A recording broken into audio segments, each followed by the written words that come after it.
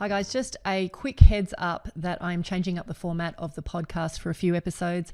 I've been getting so much inquiry from young adults who are deeply frustrated with a lot of aspects of wealth building in today's environment. So I have invited my good friend Ken Huang, who is a millennial, to come join me to have some candid conversation about what's happening today and really kind of share lessons and experiences that I've had along the way that I hope will be helpful to you. Please enjoy these wide-ranging and uncensored conversations. Selena, you shared this particular topic with me earlier in the week and we were talking about it, and it's this concept of FU number. And I thought, what do you mean by a fuck you number? But I don't actually think that's what it means. So you did clarify it for me, and it's actually I'll say that again. It's a financially unshackled number. So today's topic on the podcast, I would love for you to actually share a little bit about what this number is, why you should calculate it, and then maybe give us some examples of like why this number is actually quite important. So firstly, financially unshackled number. I can't even say this name properly, but what is it? And if you can define it a little bit for everyone to hear. So I think financially unshackled was someone's attempt at putting a clean brush over what has long been known as a fuck you number. And essentially the idea behind it is that you get to this point where you can tell your boss and the people you don't care about, like, screw you, I'm out of here. I'm just going to live life on my terms. So it's become really popular and everybody loves the idea of just being able to kind of find this point in time where they just go, see ya. And just they go out and they do what they want to do. So that's where it comes from. But I'm okay just saying F you, whichever way you want to take it. All right. So what is it? I mean, if you can define a little bit what this number is all about. I'm interpreting it as like you said, you're going, okay, well, I'm reading it as like you've figured out a way to make enough money or you've got enough passive income to support yourself so that you don't have to work. You can say F you to everyone and just live the life that you want. But how is it that you get to that number? So maybe a calculation, for example, what does it take to figure out what that number is? So an FU number in technical terms is where the income that is being generated by your assets is greater than what it costs you to live. That's it. So net number. Yeah.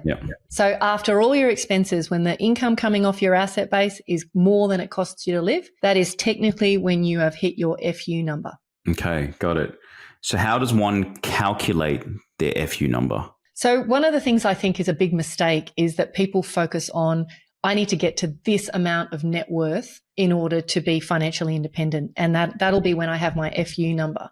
But unless your whole game plan is just to accumulate this pool of assets or money and then slowly spend it down till you get back to zero, it's a shit strategy. I think a better strategy is, how do I build this pool of assets that's throwing off income so that I never have to sell down my asset base? I never have to eat the cow, and therefore that is going to be preserved for infinity. So in terms of like what that FU number is for different people, is going to be completely dependent on how they think their life should be run. So you've got everything from your FIRE community, your financial independence retire early community, where maybe they're singles or, young families. They're trying to live off very little. Maybe they're compromising their living arrangements, but their number one priority, their highest value is just get me the hell out of the workforce. That is their number one priority. When you've got people in that camp, their FU number could be really small. It could be 30,000, 40,000, 50,000. Like it's a small number because their highest value is, I just want to be out. I want to unplug from the matrix. I want to live independently. And I don't need all the frills and luxuries that go with, international travel and living in great suburbs and great houses and things like that. Then you've got the other end of the spectrum, which is your typical traditional retirees who have this vision for what retirement looks like for them, or their FU number is that point in time where they can maintain quite a luxurious lifestyle. So they may have 6-figure plus. Their income in retirement is all about, the international holidays, being able to maintain a home that they really love. And so for them, their highest value is the maintenance of a certain level of luxury in their world. And so you've got everything in between as well. So FU, from a practical viewpoint, could mean very different things. Like me personally, I love the concept of the FIRE movement, But there's no freaking way I could live off $40,000 a year. I mean, sorry, I could if I absolutely had to, but it would be hard. And it's not because I'm extravagant. You wouldn't enjoy it. You know, I want to be able to support my community. I want to be able to help others. And I couldn't do that. Like, I would basically be barely fitting my own oxygen mask. So if I want to have impact in terms of, you know, financially supporting charities I care about or anything, I couldn't do any of that. So for me, the FIRE community is a fantastic idea, but not for me. So I had my head in the FIRE world for a little while just to understand how it worked. And there was this concept of figuring out how much you need to live, which is what you're saying. Let's just say, let's pluck a number out. Let's just say it's $60,000 a year, right? And the way they would figure it out, and a lot of them were, from my understanding, like say pro shares or something that was spitting off dividends or some sort of passive income. And the way they calculated was, right, if I needed to earn $60,000 a year, then I need to figure out, well, if my portfolio of assets, in this case shares, was spitting out an average of 7% every single year in dividends, then it would just be 60,000 divided by the 7%. And then that would be how much your portfolio or your investment asset worth, your portfolio net worth was supposed to be. The trouble with that is, as you said, which is, you know, you've got these concepts of like fat FIRE, skinny FIRE, and, you know, like that's that sort of spectrum, I guess. But I think the common concept of like your classic version of FIRE is like you just at all costs, you know, like very, very rarely go out, be very, very frugal and skimp on basically every single possibility to get you to that result as fast as possible. And I think in theory, that sounds great, but as a sustainability thing, it didn't reconcile either with me as to whether or not I could achieve that, because I was like, you still want to enjoy life. And I sort of think about like, I say like, there's no guarantees tomorrow you can either get hit by a bus, but the probability is that you will live a long and healthy life. And so that's what people sort of basically rely on. But I think there's some pragmatism about getting that balance right, which is to go, maybe you can achieve and get maybe a passive income, which is an FU number of something that's a bit more palatable and a little bit more reasonable. And then the question is like, well, what's the methodology to getting there?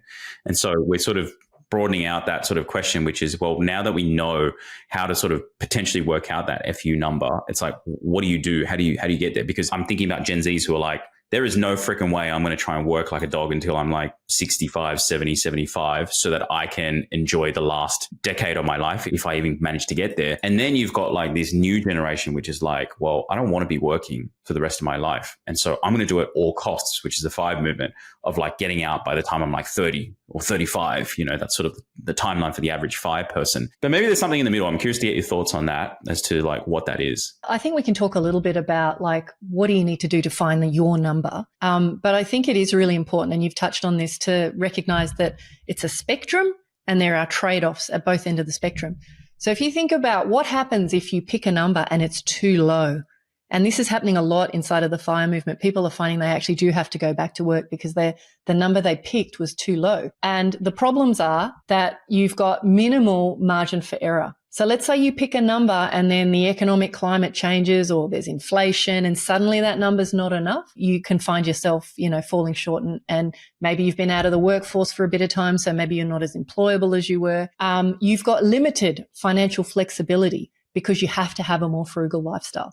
So, life happens, things come up. What if you start this process and you're single and you're footloose and fancy free, and then suddenly you've got a partner or you've got a child, and, that number changes. There's the risk of underestimating expenses or being able to cope with the unexpected. You're relying on this minimalist lifestyle, which you may find becomes less and less palatable. Imagine if you have a health scare, you have unexpected expenses. So the point is that there's a lot of downside to underestimating that number. And the other practical aspect, which we haven't even spoken about, is that if you are wanting to get out as quickly as possible, if your FU number is, I just want to get out by the time I'm 30 and this is my number, the scope of investment options that are available to you, if you want to be diversified and if you want to reduce the risk of loss, is limited. You're really limited with what you can do because you've got limited money and limited time. At the other end of the spectrum, if you pick an FU number that is way too big, then you have other problems. It'll take you a much longer period of time to develop that asset base that will give you that standard of life. You have the risk of overspending and then depleting your nest egg too quickly. You are highly dependent on certain levels of investment returns. And so the problem is if there's a black swan event or something happens like a COVID and then your retirement nest egg is suddenly depleted, like you can be in really hot water. So a fat fire, as you call it, meaning you have a fairly inflated number that you have in your mind that you need, requires higher levels of savings and higher levels of investing. So there's definitely pros and cons at both ends of the spectrum. So the real question here is, well, how do you figure out your FU number? And I think there's probably three big questions that you can ask to get yourself going. One is, what do I need today? Because you kind of got to have a benchmark. And to be perfectly frank, a lot of people don't even know what it costs them to run their lifestyle today. The second question is, what would I do if I wasn't working? And I know that seems like a really dumb question, but for a lot of people, financial independence isn't about stopping work. It's not an FU to the workforce. It's about having the freedom to choose, how you work, when you work, the impact that you want to have. So that is actually a really important question to answer, is what would you do if you weren't working in the job that you're in right now? And then the third question to ask yourself is, if things change, will this be enough? Do I have enough buffer in place? Is there a little bit of a cushion there so that if things go south, I would be okay? So those are the three questions. And I think if you really sat down and went deep on those three questions, you could end up finding a meaningful number for you. The FIRE movement is all about pick the timeline that you want and how much you need at a minimum, and then calculating, well, this is how much capital we need. I'm actually saying net worth in itself is not always the only metric to focus on. You're thinking about, what quality of life do I want? What are the things that really matter to me? You might think you hate your job, but you actually have this other high value over here, which is you like travel or whatever it ends up being. But those three questions should give you enough insight to find a starting point. You were saying that about sort of like the traditional FIRE movement as well. It's a weird sort of correlation, but those people who are always like chronically late, like they can't help it and they're always like never on time. Yeah. And I remember reading somewhere, and I don't know how true this is, but people say these people are like eternal optimists. They always think they have more time and there's enough time, like I'll get there. And then they forget about traffic. They forget about the fact that maybe they forgot their keys. They maybe forget about something that might go wrong, right?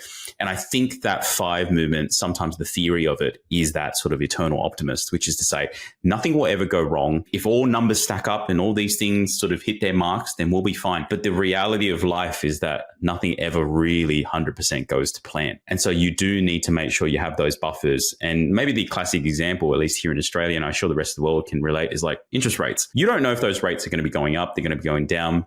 I remember one of the concerns around even the FIRE movement was like, for those who are in shares, if like you have a black swan event like COVID, or you have, I don't know, like another global financial crisis, the value of your portfolio literally can, fold in half, if not a quarter, if not even worse, right? And so if you're relying on a percentage of the overall value of that portfolio, then you're screwed. You either go back to work or you got to find another means to actually generate income. So I think always having that healthy buffer in that for a rainy day is really crucial here. I think the concept makes sense, but I think the execution of that and knowing your own number is, like you said, the key to understanding that. And maybe there's sort of like a buffer, percentage buffer, or sort of like a standard empirical rule you apply to it.